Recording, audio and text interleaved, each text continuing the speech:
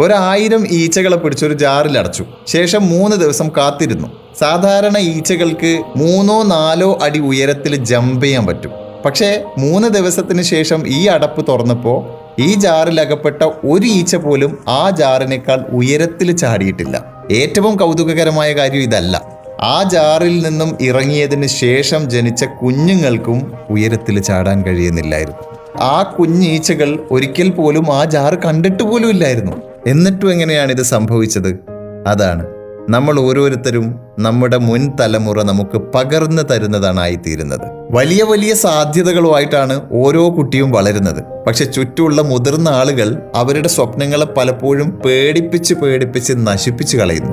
Actually അത് ആരുടെ പേടിയായിരുന്നു? അത് ഈ കുട്ടികളുടെ പേടിയായിരുന്നില്ല, ഈ ചുറ്റുമുള്ള മുതിർന്ന ആൾക്കാരുടെ പേടിയും ആയിരുന്നില്ല. അവർക്ക് അവരുടെ മുൻ തലമുറ പകർന്നു നൽകിയ പേടിയായിരുന്നു ഈ കുഞ്ഞുങ്ങളിലേക്ക് അവർ പകർന്നു കൊടുത്തത്. ഓരോ കുട്ടിയും ജനിക്കുന്നത് 2 പേടികളുമായിട്ടാണ്. ഒന്ന് മുകളിൽ നിന്ന് താഴെ വീഴുന്നതുമായിട്ട് ബന്ധപ്പെട്ടിട്ടുള്ള ഭയം, രണ്ടാമത്തത് ഉച്ചത്തിലുള്ള ശബ്ദങ്ങളോടുള്ള ഭയം. ബാക്കി എല്ലാ പേടികളും തന്നെ മറ്റുള്ളവർ പകർന്നു തരുന്നതാണ്. ഡാഡി ഇങ്ങ് വരട്ടെ, ഞാൻ പറഞ്ഞു കൊടുത്തേക്കാം, നീ അങ്ങനെ ചെയ്താൽ ഇങ്ങനെ സംഭവിക്കും, നിനക്കത് സാധിക്കില്ല, ഇങ്ങോട്ട് പഠിപ്പിക്കാൻ വരണ്ട. ഇങ്ങനെ നമ്മൾ പറയുന്ന ഓരോ കാര്യങ്ങളും ഒരു സ്പോഞ്ച് പോലെ കുട്ടിക്കാലത്ത് നമ്മൾ നമ്മുടെ ഉള്ളിലേക്ക് എടുക്കും.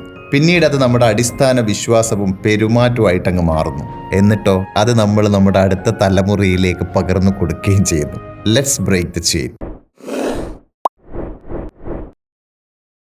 Super hits red FM. കേൾക്കൂ കേട്ടുകൊണ്ടേയിരിക്കൂ.